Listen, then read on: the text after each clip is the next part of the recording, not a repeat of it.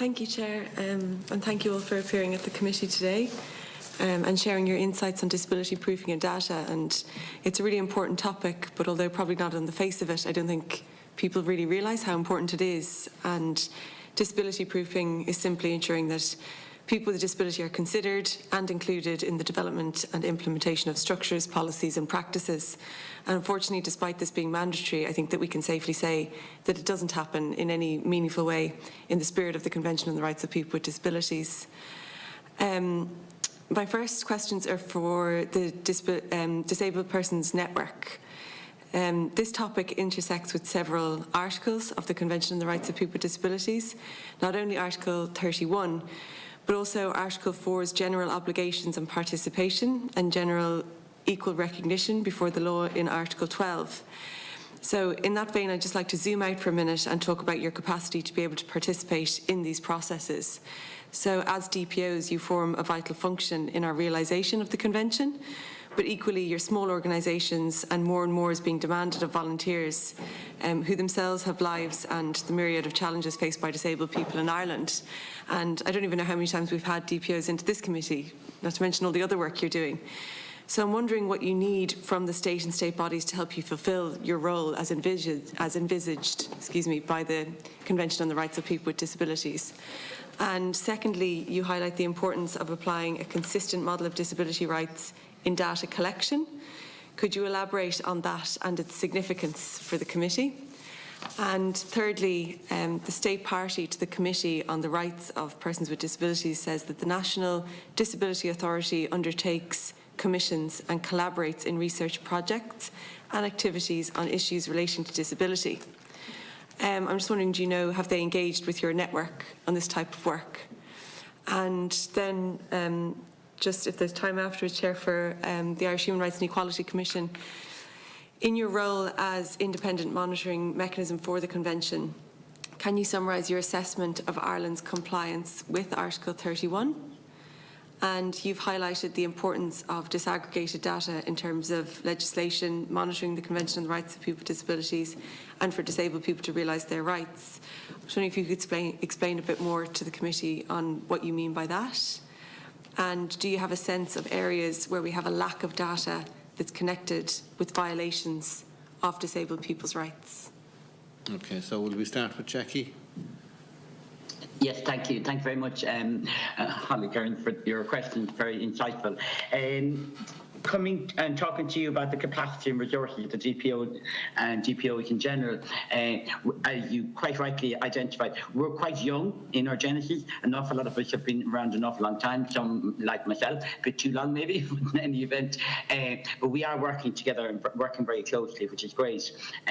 But we, for example, even here today and even preparing for today, every single one of us, amongst all our other members, by the way, are all volunteers. So we come here with our time.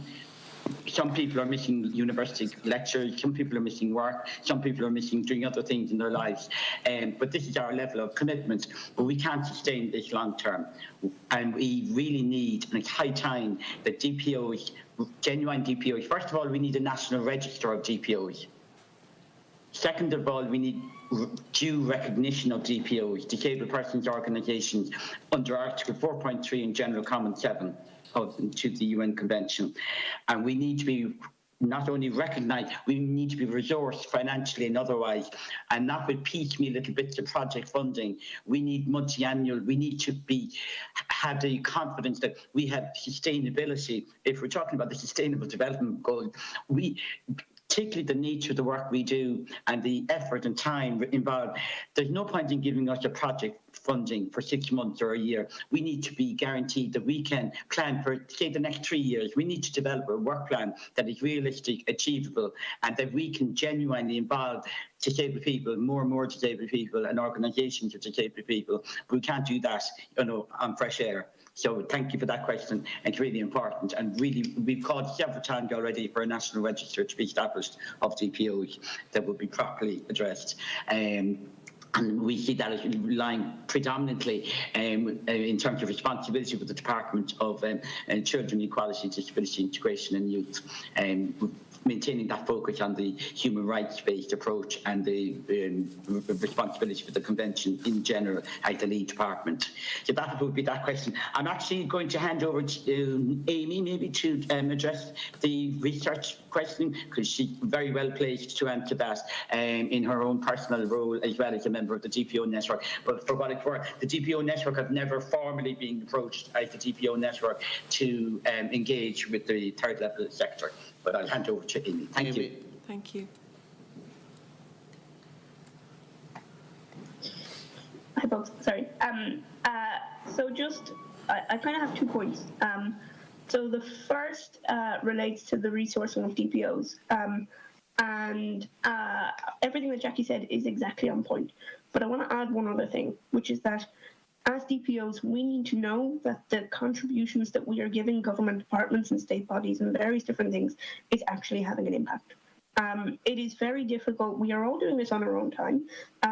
But for us to secure funding, to maintain funding, to also motivate ourselves and to support our members and to be able to capacity build within our own networks, we need to know that what we're doing is actually having a demonstrable impact on disabled people. Because we are consulted an awful lot, right? We are asked for submissions on various different topics, probably on the order of at least one a week, most of which we can't actually, we don't have the resources to actually provide. But when we do, there's no guarantee that what we're saying is actually going to be taken on board. And often it's actually not. And I want to give one really specific example of this. We recently released our 3rd national strategy on gender-based violence. As part of that process, both the Disability Participation and Consultation Network held a consultation, and we held a consultation, I believe in collaboration with Inclusion Ireland, but them can speak to that.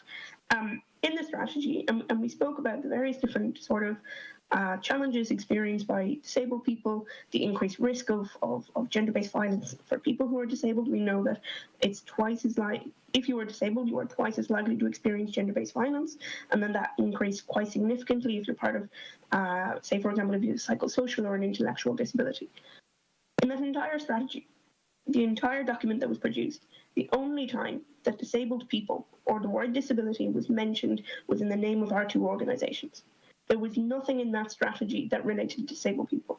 No mechanisms to specifically protect disabled people, no mechanisms to ensure that existing mechanisms are made accessible to disabled people. There was no mention of disability proofing, absolutely nothing.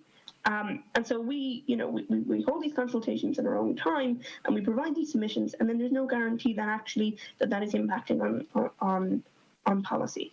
And so we need to look at that. And I think half the problem here is that, disability issues are seen as being separate to other issues. And this is contrary to the CRPD, right? The CRPD says that disability must be involved and must be engaged and part of all policy making. And that's just not the frame, the mindset that we have currently. So I just want to highlight that because I think it's really important.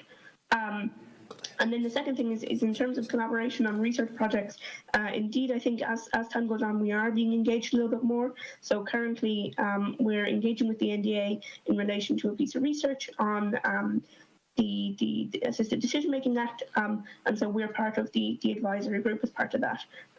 So it's, as Jackie said, we're a very new kind of network, but so far we have been in a couple of different capacities. Iris? Thank you for your questions. In terms of the work that we're doing in terms of Article 31 and the independent monitoring mechanism, and obviously we're the independent monitoring mechanism under Article 33, so we look to kind of guidance around the operation and implementation of Article 33 as well as Article 31.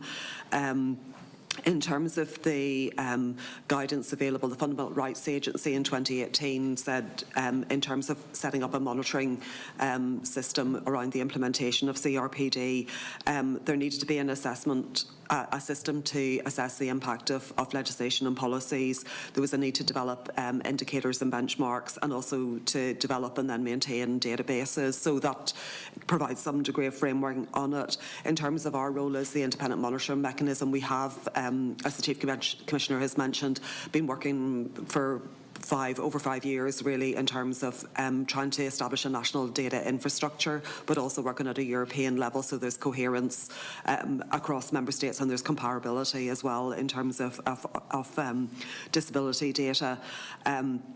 We've many different areas of work that we're engaged in within that kind of framework. One of the things, though, I do think has been very important for the Commission that we have done is we have convened stakeholders, and we've also kind of, I suppose, in some ways named who we think need to be involved in the work around strengthening and essentially developing a national data infrastructure that would support our monitoring role. The audit that CSO colleagues conducted in 2020 around publicly available data sets found that only 2.4 of those included disability, and included disability in a very often limited way, not disaggregated. People are just asked around disability, not necessarily impairment. And as I said, the focus is really on a human rights model of disability, a functional approach to disability. So we have been doing an awful lot of work in this area. In terms of kind of an assessment at this stage, we haven't done a formal assessment, but we have, in the absence of CRPD monitoring opportunities at the UN, we have been preparing a series of reports to the Committee on the Elimination of Racial Discrimination, to the ICIPR, the Human Rights Committee on the Civil and Political Rights last year, to the Children's Rights Committee this year, and next year we'll be doing it for the Economic, Social and Cultural Rights Convention. And what we find is the data is exceptionally limited. The national data infrastructure is weak and incomplete. It's insufficient for us to do our job as the independent monitoring mechanism, but it's also insufficient for the state essentially to operate and implement the convention. In speaking of that significant failure, I don't understate it. We do say that this is a real moment of opportunity in terms of Article 31, and without being over optimistic about it, I think the fact that we're now developing an equality data strategy in the state, and we'll be the first European member state to do that, is a huge opportunity, and people are looking to Ireland in terms of what we do around that. So I think that we would have a strong disability focus, and the equality data strategy is extremely important, that we would have a strong disability data focus in all of the national equality strategies, and particularly the successor to the National Disability Inclusion Strategy, which obviously was very limited, and also where there's opportunities for legislative reform. And I think, again, I would just really stress that in terms of our role as the independent monitoring mechanism, that we are repeatedly calling in our legislative observations or our submissions on legislative reform for a very close attention to be paid to data, and that we do, we will of course find some actors very proactive, very positive around equality data, but actually it is not sufficient to be resting on goodwill in quite an ad hoc way. We actually do need a mandatory provision around equality data, and that is self-evidently offers the opportunity in the equality legislation reform, but I do think also in terms of things like policing, where we've had particular engagement around the lack of disability data around policing data.